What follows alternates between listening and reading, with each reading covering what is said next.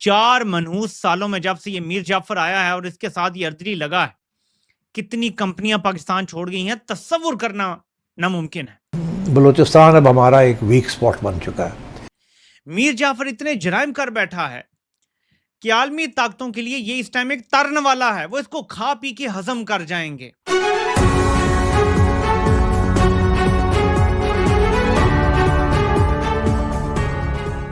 China کی چائنی حکومت سے جڑی ہوئی company China backed copper mine جو ہے، اس نے دھمکی دی ہے پاکستان کو کہ تم ہمیں سیکیورٹی فراہم کرنے میں ناکام ہوگی، اس لیے ہم اپنا کام یہاں ٹھپ کے جانے لگے ہیں۔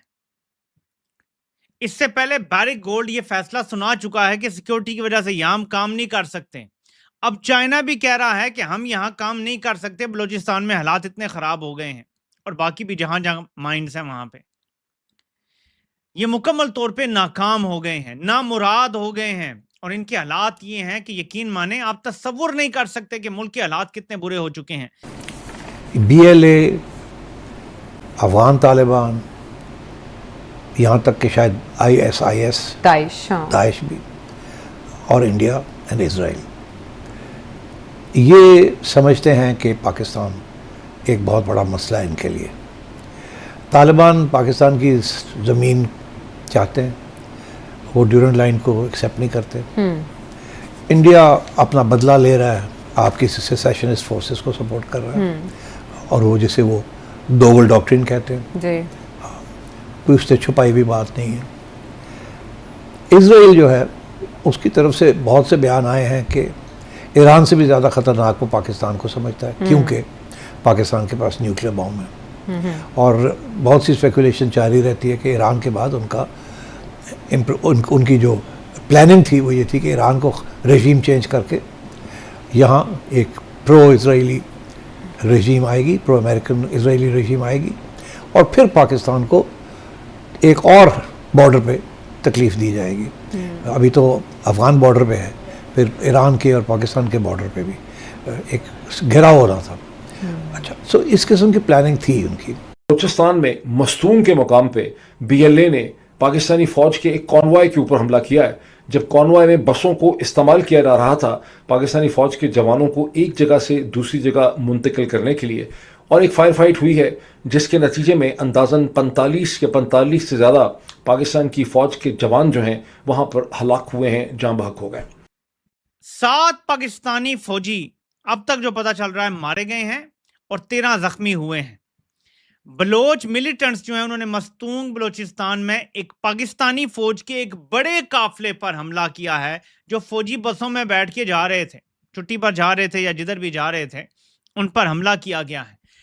اور بتایا یہ جا رہا ہے کہ پہلے جو ان کو سیکیورٹی فراہم کرنے والی گاڑیاں تھیں ان پہ حملہ ہوا، اور پھر اندھا دھند فائرنگ ہوئی بسوں کے پر۔ اب بسیں بلٹ پروف نہیں ہیں۔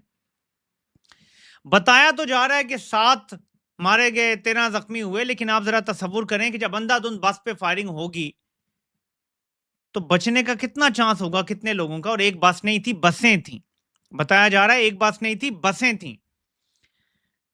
تو صورتحال آزاد کشمیر میں خود قتل عام کر رہے ہیں، بلوچستان میں قتل عام ہو رہا ہے، یہ بھی کر رہے ہیں، اور صورتحال ہر طرف سے قابو سے باہر ہے۔ بیرک گولڈ چھوڑ چکا، چائنا جانے کی دھمکی دے رہا ہے، چھوڑ کے جانے کی، ساری کمپنیاں بڑی بڑی ملٹی نیشنل چھوڑ گئی ہیں، معیشت کو انہوں نے برباد کر دیا۔ اسی لیے تو میں نے دن کو آپ کو بتایا تھا کہ اب سعودی عرب سے پھر بھیک مانگ رہے ہیں کہ ہمیں 6-7 ارب ڈالر کا 6-7 ارب ڈالر کا ہمیں تیل دے دو مفت۔ آپ صورتحال دیکھ رہے ہیں کہ زیارت کے قریب جو حملہ ہوا وہ ٹی ٹی پی ٹائپ قسم کے لوگوں نے کیا، بہت سے اور حملے جیسے کہ ابھی مستونگ میں ہوا یہ بی ایل اے نے کیا، اور بھی جو حملہ ہوا تھا میرا خیال کانوائے میں جس میں 11 جوان جو ہیں جاں بحق ہوئے تھے میرا خیال گوادر کے قریب چند دن پہلے، وہ بھی اس کی بھی ذمہ داری جو ہے وہ بی ایل اے نے لی تھی۔ تو آپ کو کلیئرلی بی ایل اے میں اور ٹی ٹی پی کے درمیان میں آپ کو ایک نیکسس جو ہے وہ نظر آتا ہے۔ ایک اب 2 کیمپس بن گئے نا، ایک کیمپ ہے امریکہ، اسرائیل، انڈیا، جاپان، یہ وہ لوگ ہیں جو اینٹی چائنا کیمپ ہے۔ ہم پرو چائنا کیمپ میں بیٹھے ہیں، اور اس خطے میں اس ایریا میں we are the only openly pro Chinese force, اور چائنا کا جو سارا روڈ اینڈ بیلٹ انیشیٹو ہے اس کے لیے پاکستان بڑا کریٹیکل ہے۔